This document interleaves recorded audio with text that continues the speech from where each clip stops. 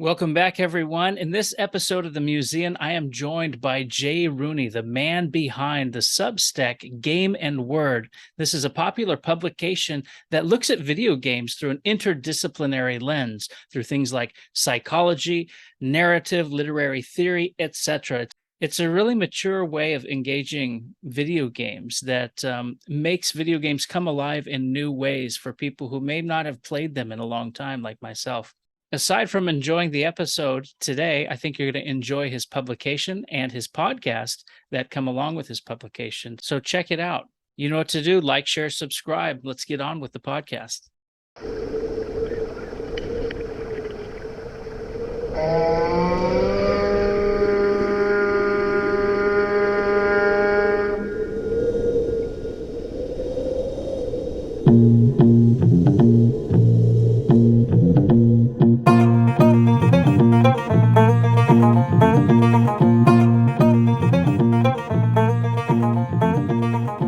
I don't know if you noticed on one of my Substacks, I had a thought for I had the song in my head and I couldn't remember the lyrics.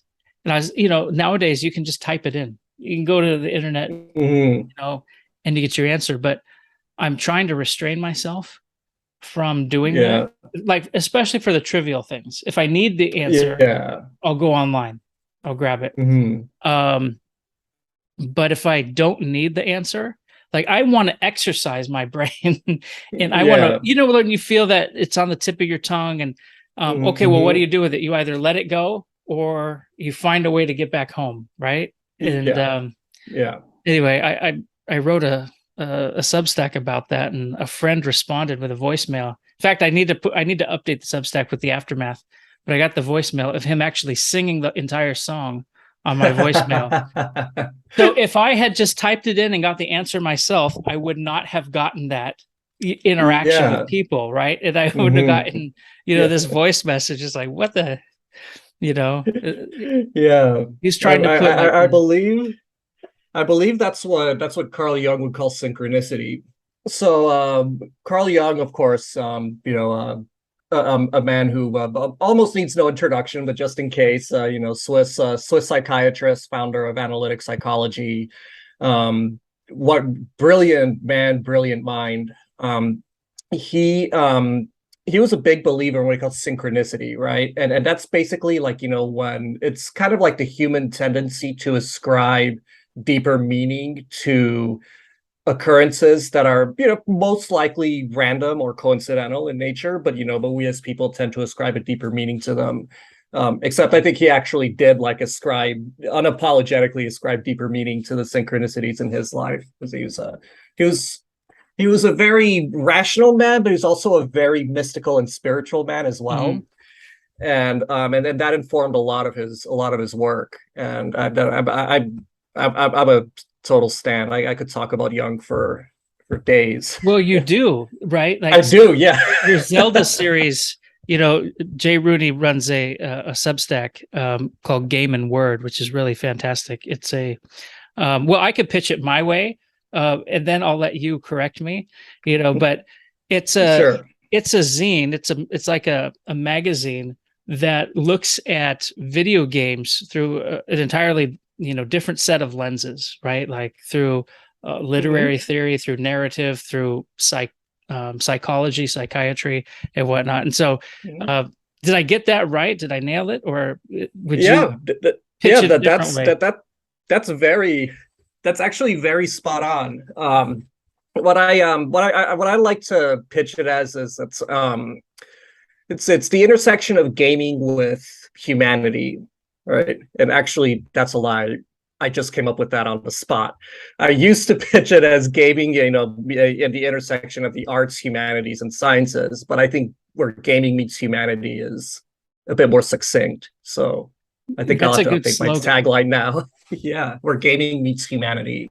Oh, awesome. Let's run with it, man. We're going to have new art up on the website pretty soon.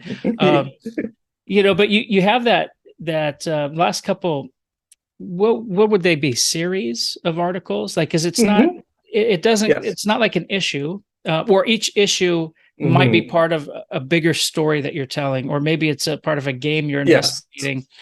Like, is there a method to how you release? Yeah. So yeah, they're each series is, consists of maybe like 4 to 8 main, like kind of mainline issues, and that's not including like bonus content and supplemental content, like the podcast, for example, or like or paid content, right? Or bonus content for my subscribers rather. There'll be about 4 to 8 like kind of like main line issues which are released weekly, and I group them around. I grouped them thematically. All right, so the first one was kind of a more kind of like philosophical like look at just, well, what is a game, right? What is a video game? Which sounds obvious until you start to think about it for a bit, and you realize, oh wait, this is actually a very difficult concept to define. I mean, when a video game when you see it, but I think like most of us would have a really hard time actually defining it, and so kind of looking at that whole question and that whole debate. It is actually really funny. It is a big academic debate actually in certain circles, like what is, what counts, right, as a video game. Then the second one was on pirates and video games. Its third one was on psych and video games, and then my upcoming one will be on time and video games. Wow, awesome. That's an awesome topic. So a lot of like archaeology, but also like science fiction, time travel stuff too. So it'll be fun.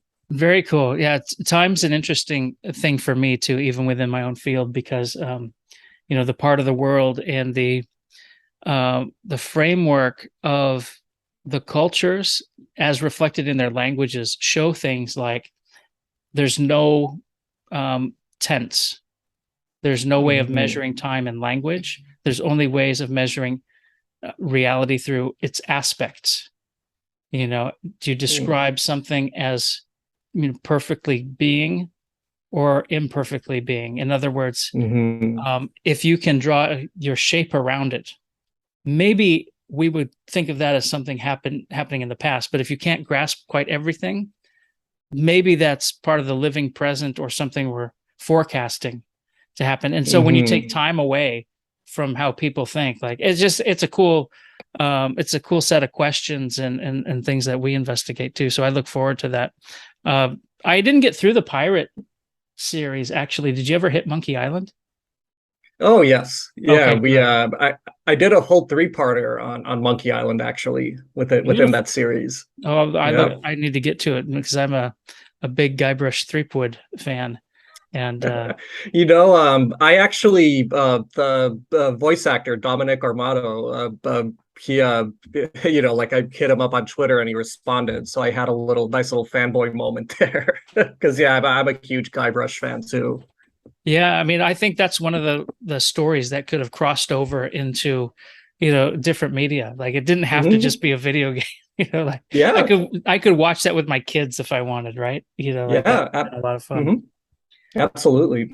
How do you get your themes? I mean, pirates versus psychology versus time. Like they're wildly different, but the way you write, I think, makes it equally productive. And what I mean for listeners is, if you read the Substack, you get it feels like a magazine, like entry, and it's not like a blog post. It's very well thought out. You take time going into, like with Jung, for example, like that whole series where you start off with Zelda, and going into the persona, right? You don't just assume people know things like me in this podcast, right? Half the viewers are going, what is this? I got to make transcripts or vocab lists available, I think. But what's your thinking in putting it all together? Because you do take like you make it accessible, I think. Thank you. It's funny. I did kind of come up with like an editorial calendar for the year before I launched on January 1st. And it's like the saying goes, right? Like a man plans, God laughs. I've only covered like a quarter of that so far. We're already halfway done through the year, because I realized the rabbit holes actually go much deeper than I always think they will. Like I've stopped predicting, like how long a series will run because it's invariably 3 to 4 times longer than I think it will be, right? But I kind of have a general like idea as far as what, like what do I want to explore? But then as I start going that down that path, it kind of forks a bit. And then I was kind of like, all right, like I kind of put a pin here. I'll come back to this, but let me explore this path here. And then that path branches, and then the path on their branch. And eventually I do kind of try to bring it back to the main path. But but in the process, that's a whole series right there, right? So Yeah. so I guess the short answer is like I kind of plan it more generally, and then as far as the specifics, I kind of just I've learned to just kind of see where the writing takes me, and wherever it goes, and it'll work. Go Does the ahead. readership help steer it any direction at all, like through comments or community discussion? So I have gotten some really good recommendations for like specific games that would fit within a theme for my readership, and which is also great. Haven't got a lot of suggestions as far as to like topics themselves to cover, but I'm open to suggestions, and certainly to what folks would like to hear about. So if anyone would like to dive deeper into if any of your listeners or gamers and want me to dive deeper into a topic, they can always reach out to me, and I'll listen. I'll consider it, absolutely. Yeah, I imagine the process as you describe is a lot like documentary filmmaking, where you'll put together an outline, and then you'll go shoot.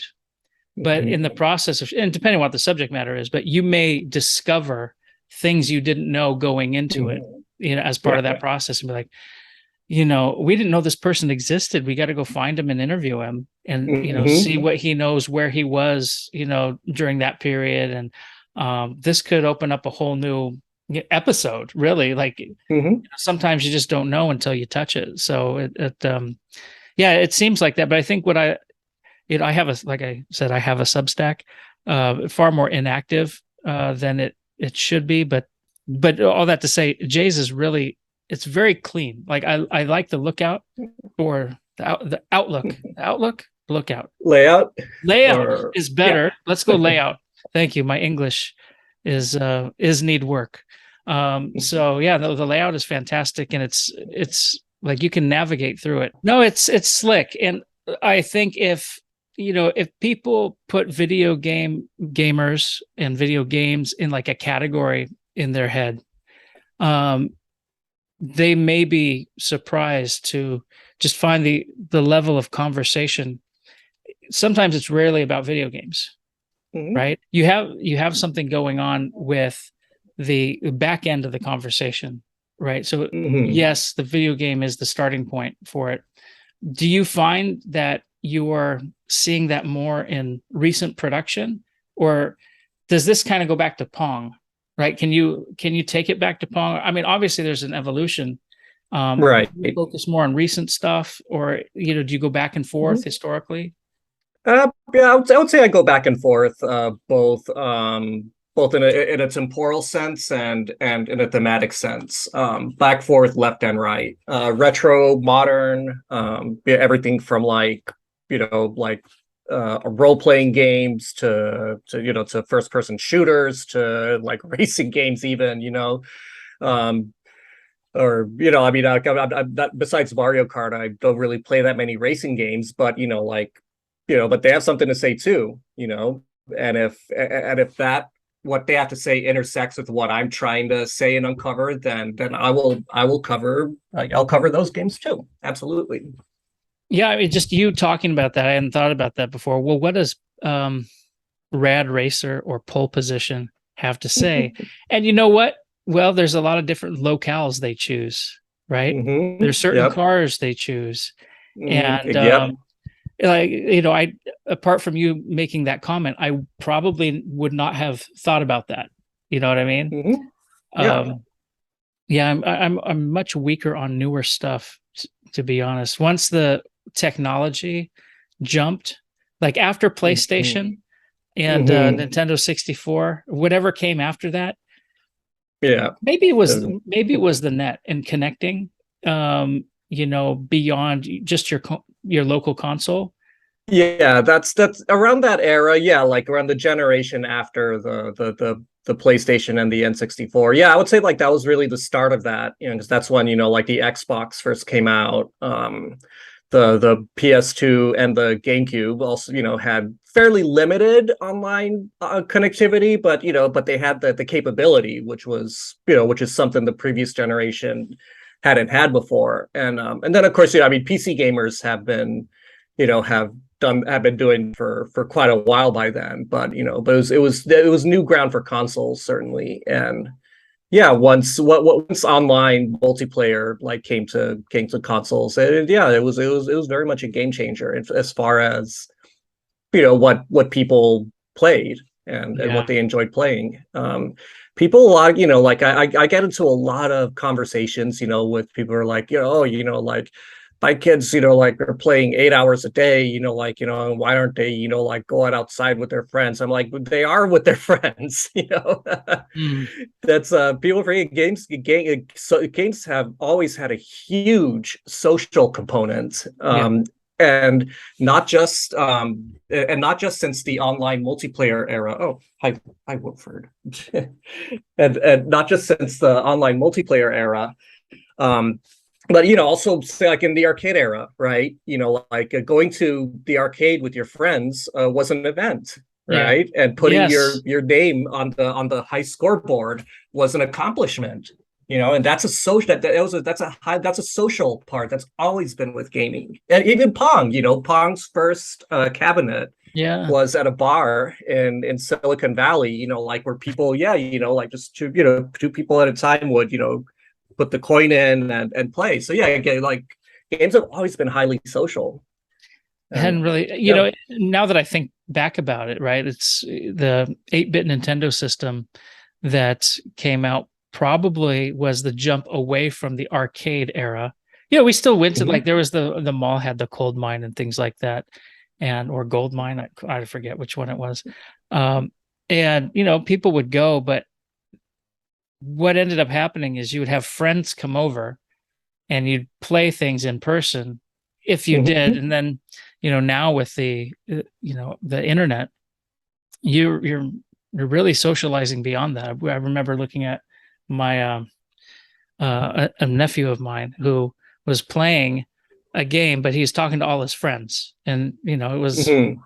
what, 2 degrees below zero out, is frozen, and he's still interacting, right? Like you could be in the house or Mhm. you could be out, bundled up, and maybe there's something to be said for that too. But yeah, there is a Yeah. social aspect to it, and communities build around it, right? Mhm. Oh yes. I mean, Absolutely. there's they're not conventions, they're well, there's Yeah, they are. are they? Yeah. Yeah, like Comic-Con and like PAX is one of the big gaming ones. Yeah, I would call them conventions. Absolutely. And competitions too, right? Like people make money. There's Oh yes. professionals and hmm Yeah, esports is what they're called, which I don't get me started on that term, but yeah, but basically, yeah, professional competitive gaming yeah. is huge and growing all the time. Yeah.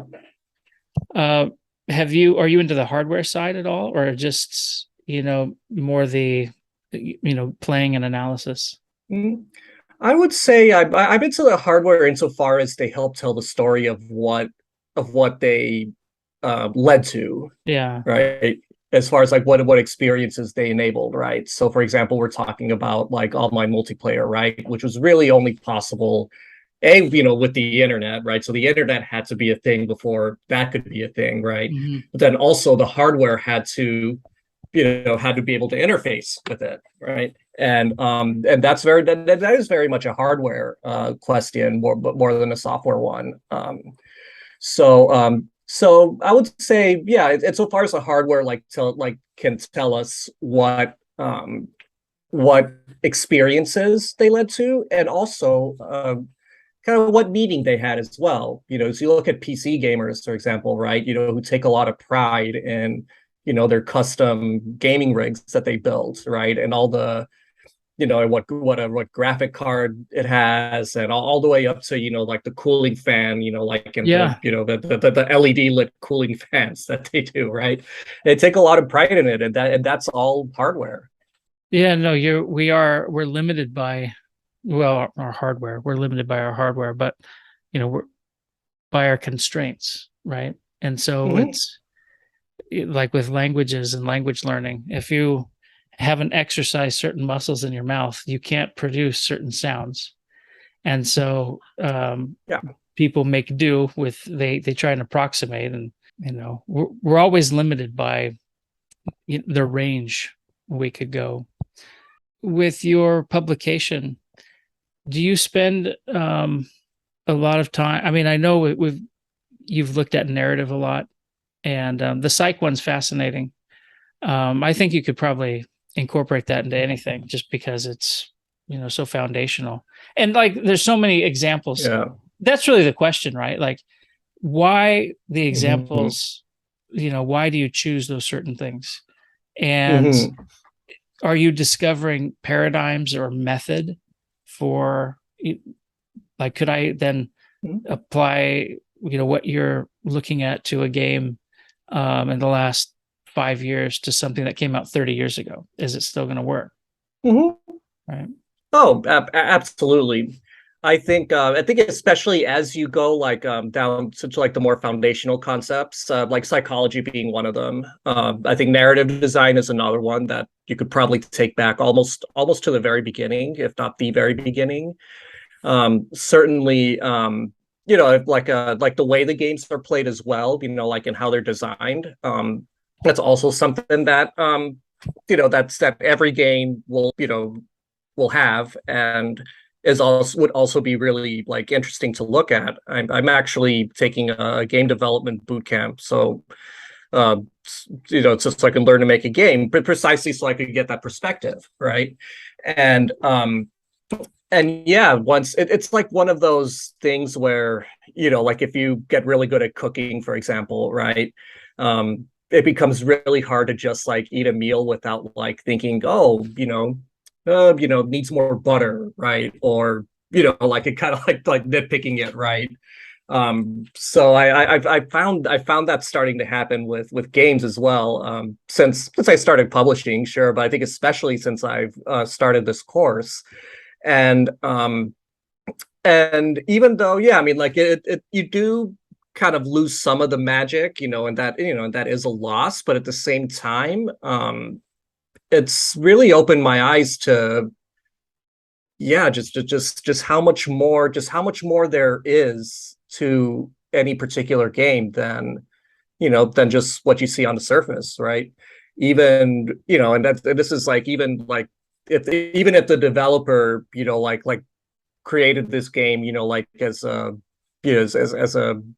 as an existential like query, right?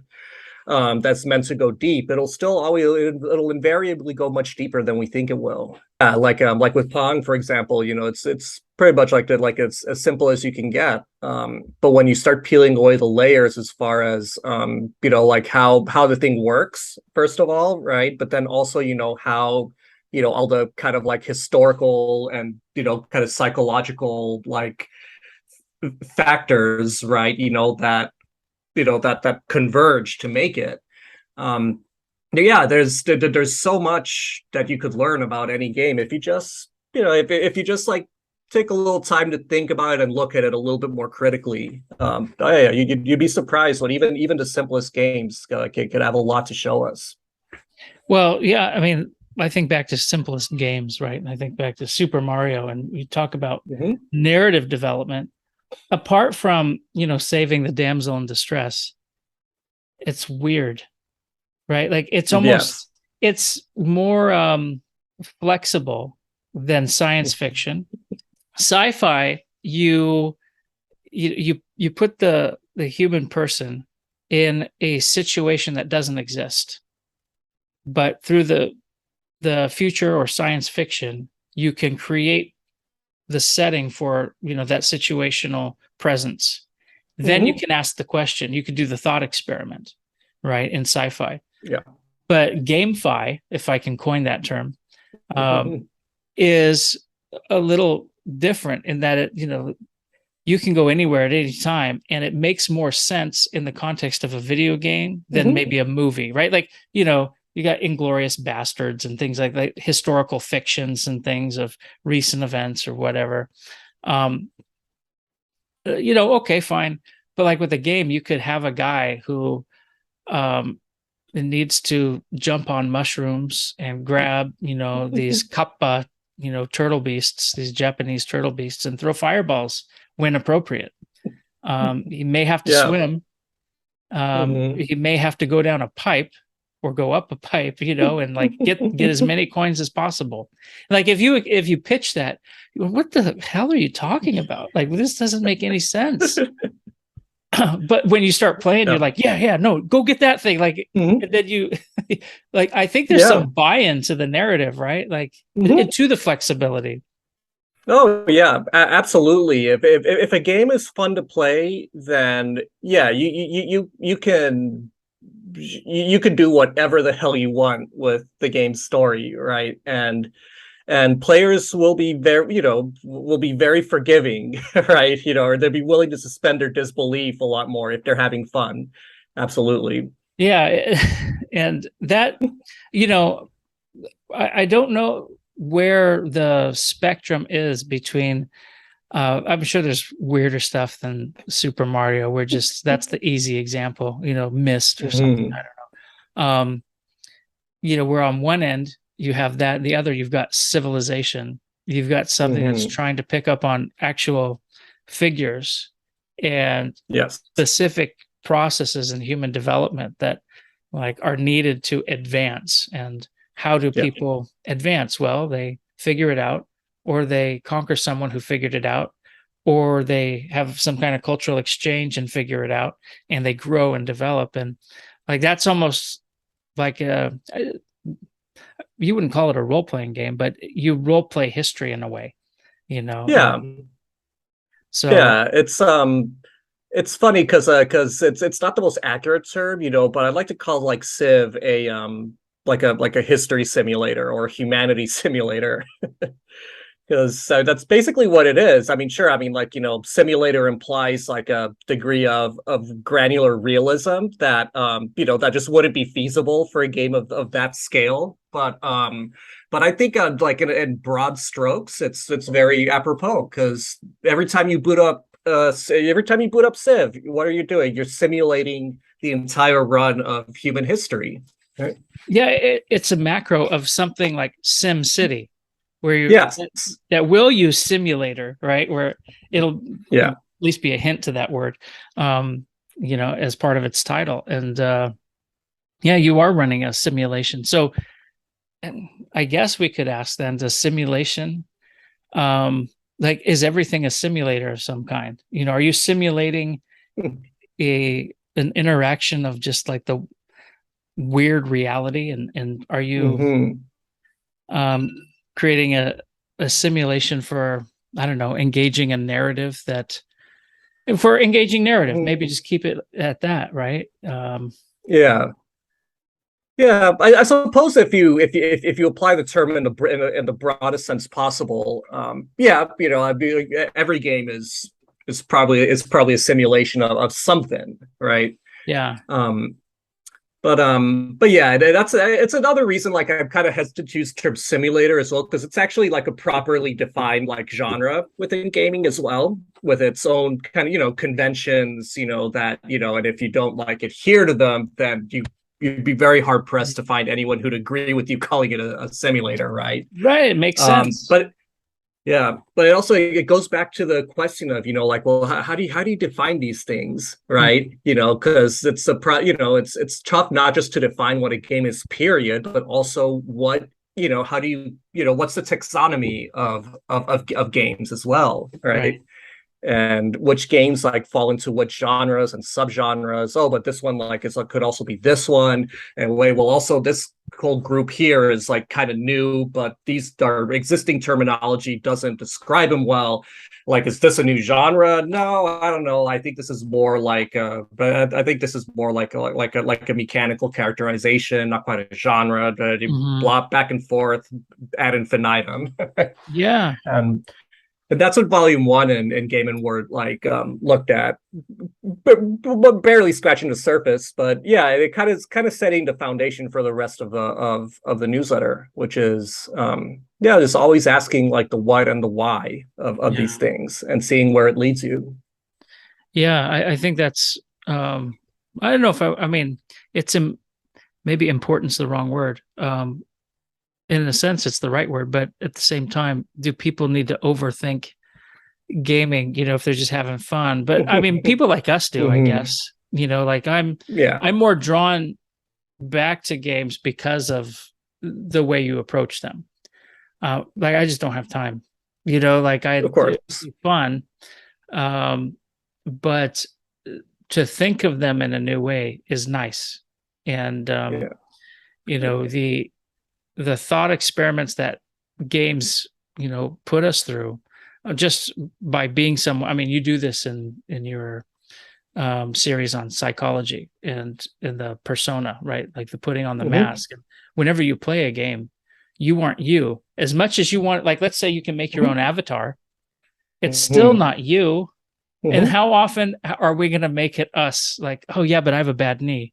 Like, are we going to put that in the avatar? Are we going to like make us, 30 pounds heavier and, just faster Hmm. and like want to Yeah. give us boosts, right?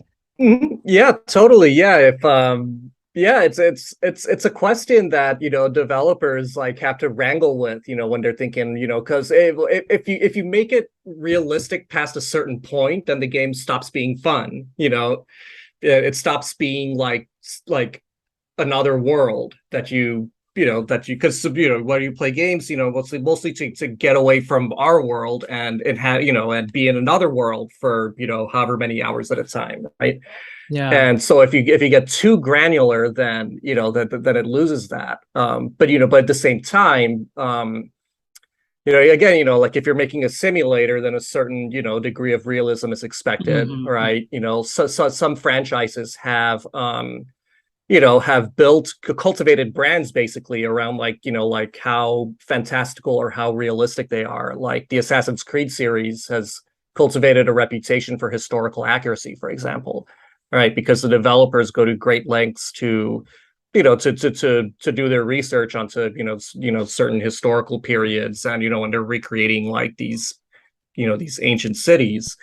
um but at the same time, it's like in Assassin's Creed, you do all this like this like ninja parkour that Yeah, yeah. that wouldn't be very realistic, like Right. just by the laws by virtue of the laws of physics, right?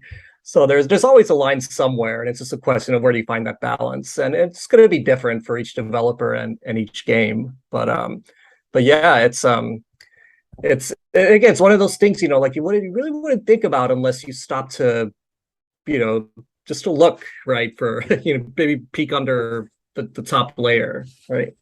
Yeah, it makes me think of dreams. And like Hollywood, for example, is it's the escape. Hollywood, or I mean, maybe Mm-hmm. not sometimes these days, but we're in a different period right now.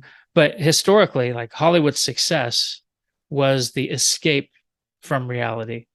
And then you get these great movies overseas, this neo-realism and all this stuff. Okay, well, that was a good movie, but I feel like crap. Like Yeah. after you watch it, right? And it doesn't make sense to make it too real. Like, give me a break. Mhm. Like I deal with that in Yeah, my life. I don't need that in someone else's life too, right? So video game, exactly. yeah, video games want Yeah. to transport you, and Mhm. I think that's where it gets interesting for me now, because the questions that we can ask from video games are applicable beyond the network, right? Like, where are we going with this? You know video, right? That was the key component of defining a video game, maybe historically, but as it's grown and, just the tools for using it, the types of ways of controlling it, whether it's a PC, whether it's a console of some type, and just, okay, you can do like virtual reality stuff, today. And where do we go next? I mean, it's still a big jump from Westworld, right? But there's that's kind of the end game. Yeah, absolutely. It's that definitely trending in that direction. Yeah, after VR, AR, yeah, what do you do? I mean, I think you probably like get a brain implant, right? And just like beam it directly to your, whatever the region of the brain is that that interprets visual data, visual like input.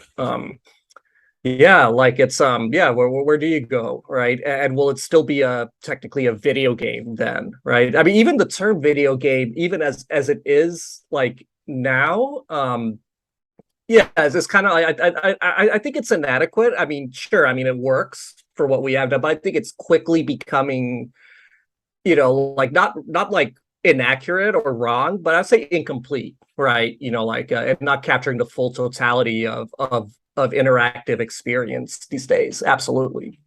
Yeah, I don't know where we're gonna go with it. I mean, we seem to, especially with the online world. I mean, in the previous podcast, I was talking to Dr. Tim Hogue, and we were talking about monumentality, and like that was the conversation. Interesting podcast, but I guess you got to be in the right mood for it. But one of the things he conveyed in that conversation was that, we're really not talking to one another. We're talking to screens. And, those screens also have these other contraptions that compute our audio and play it, in real time. And so it creates like there's the illusion that you and I are sitting together right now. And like virtually we are legitimately having a conversation, but at the same time, in reality, well, maybe I shouldn't say in reality, we're having a conversation, but in meat space.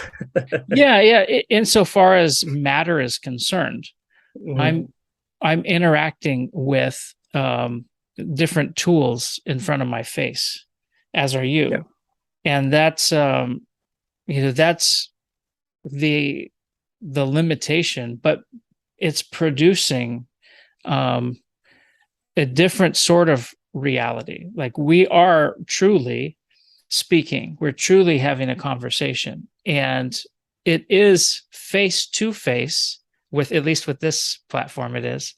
So it's happening, but it's not happening as it would if we were proximate, right? Right. There's a tool that's interpreting it for us. And like games are another way of thinking about that, of course, but they present us with a different context. That's the narrative you explore, Right.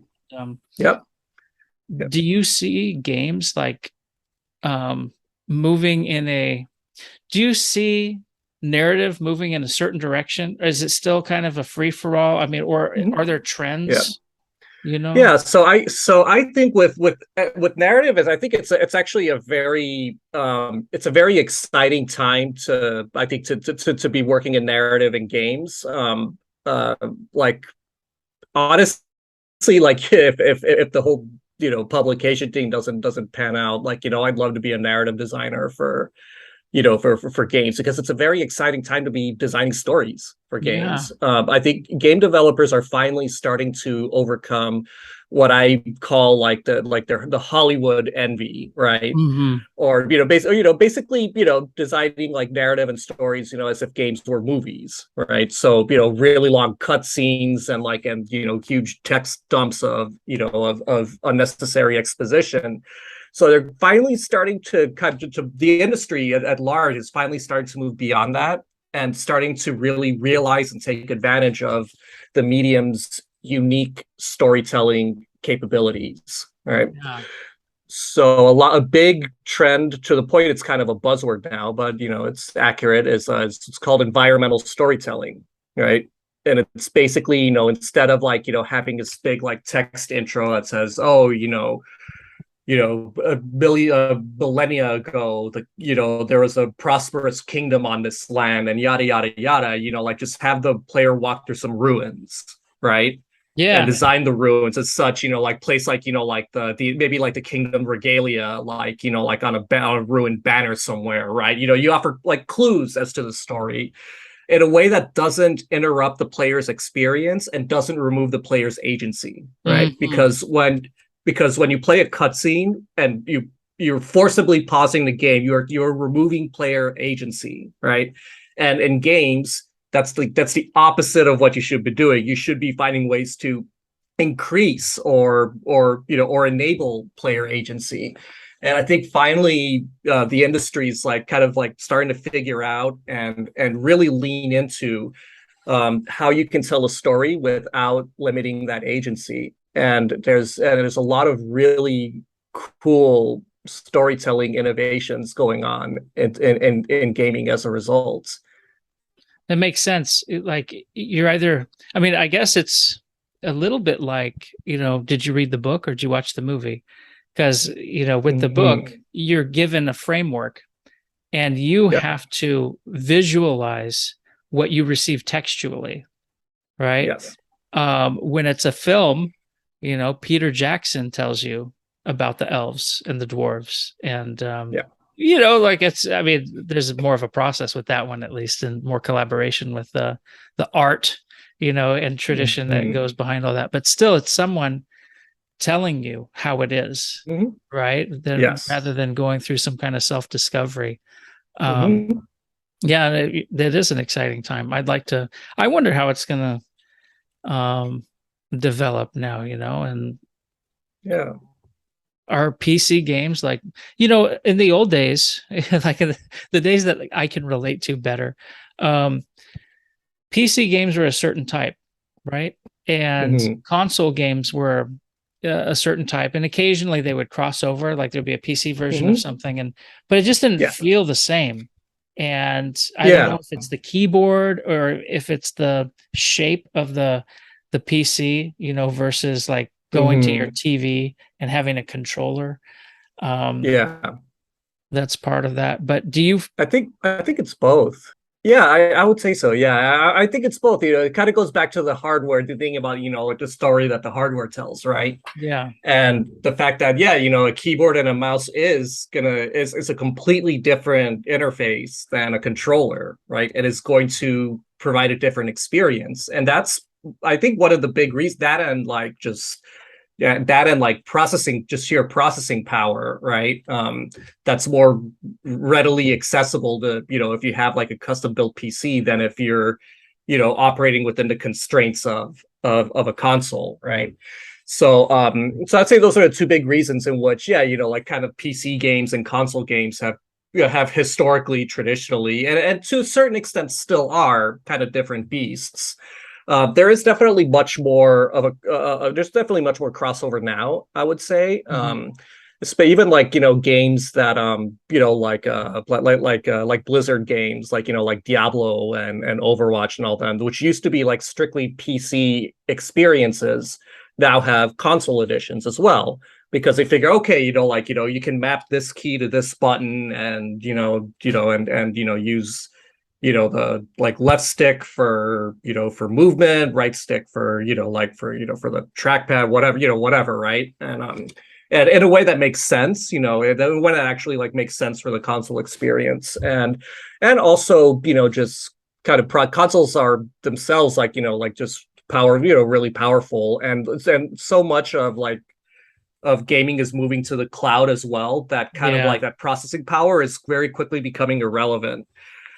So I think that they're gonna increasingly they're already starting to converge, but I think they're gonna increasingly converge going forward. And they're certainly much more like converged than they were like even like 10 years ago. And I think a big part too is, Microsoft, for example, right? He's like it's on almost every PC, mhm. but also owns the Xbox, right? Oh So yeah. with so they've combined kind of like they're starting to combine them more. If you look at the like Xbox Game Pass, which is basically it's like Netflix but for games, and you can play, if you have a Game Pass subscription, you can play any game in the catalog from the cloud, right? Even if you don't own an Xbox, right? You Yeah. could like play it like on your browser, like on your phone, like just plug a pair of Bluetooth controller. So yeah, everything's becoming much more platform agnostic, and Mhm. the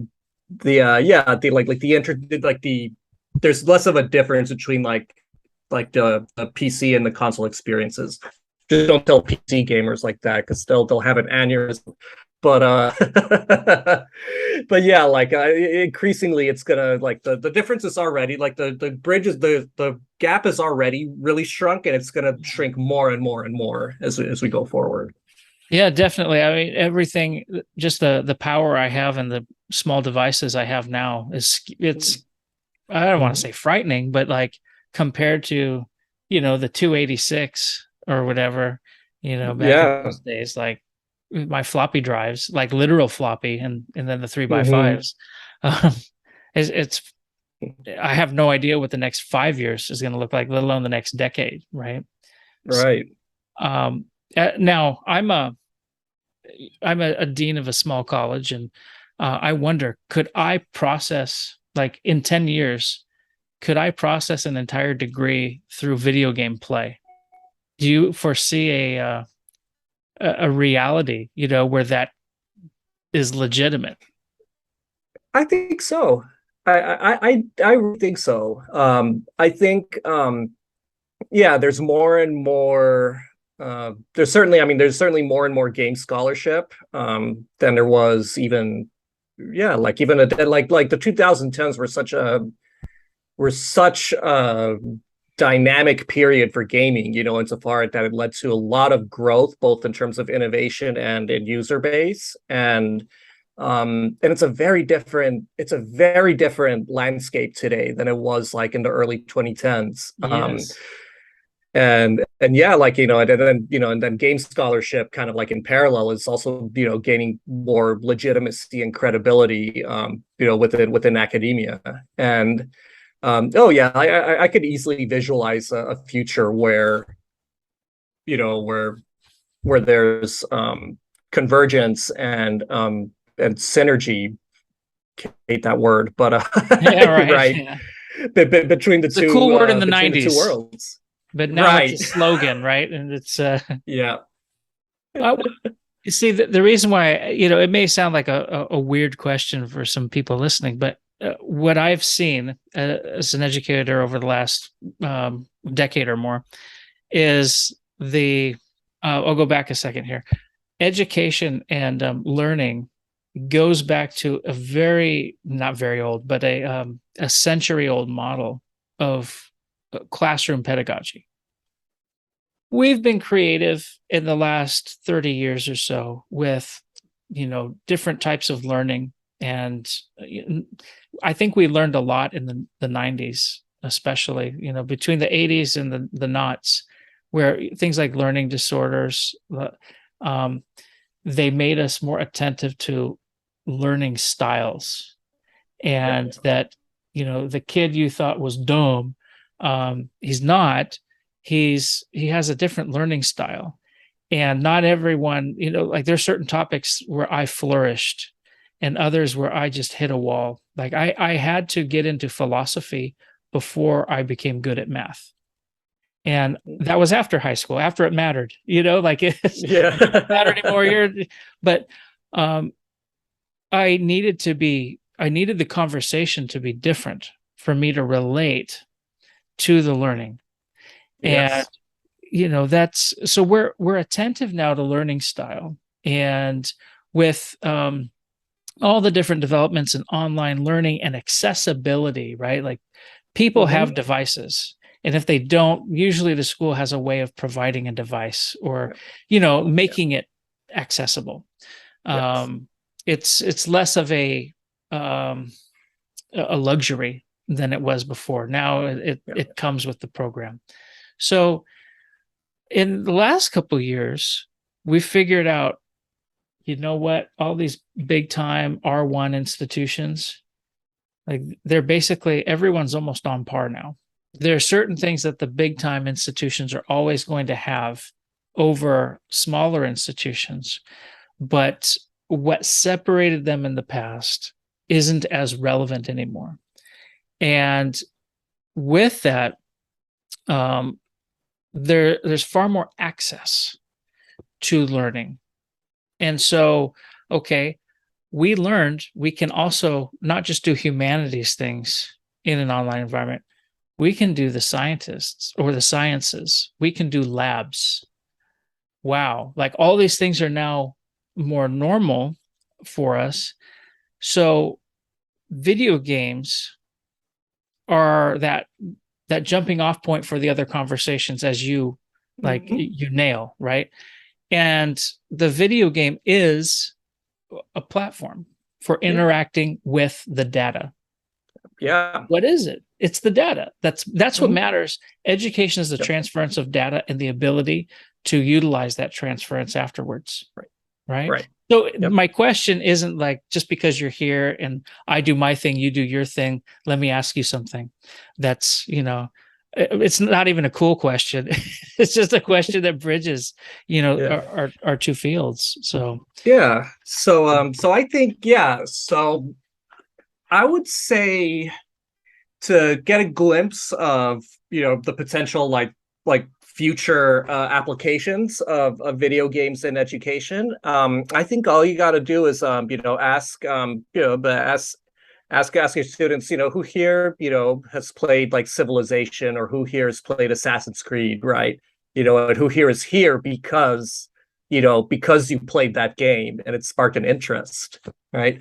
And when those students grow up and become scholars and and attend and become like and attain positions of influence in their own right, then they're gonna they'll know to push for it, right? But then also they'll have the more and more power to make it, to actually to implement it, right? So I think it's happening. I think it's inevitable, actually, that video games will have a place in the classroom.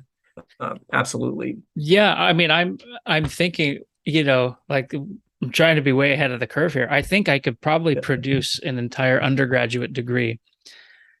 Sure, a specialized master's that almost doesn't count. Like when you're shorter term and specialized, you can kind of figure out a way to do anything.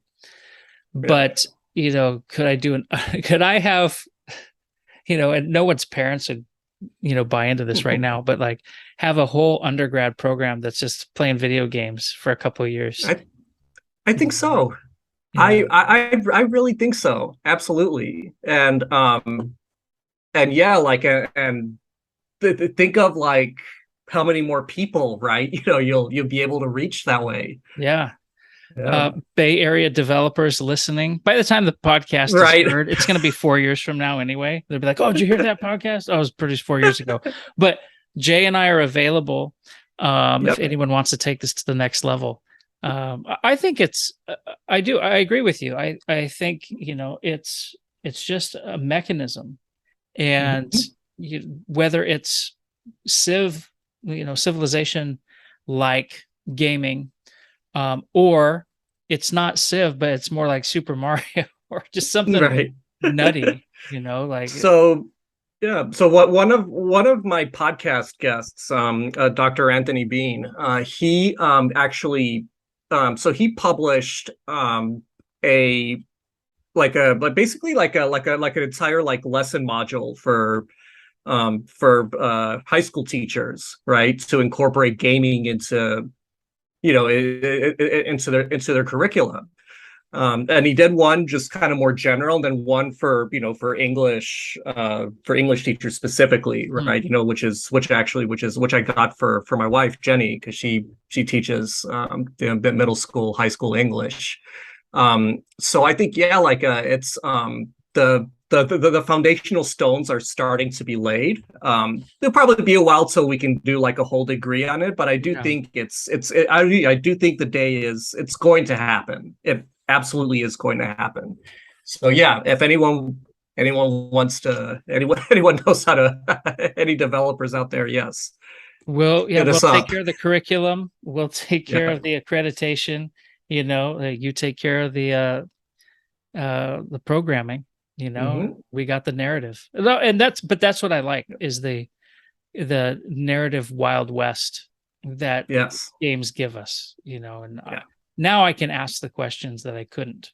And I could force people, like, you create a problem that they got to get out of, right? Hmm. And Yep. you learn when you play games one way or another.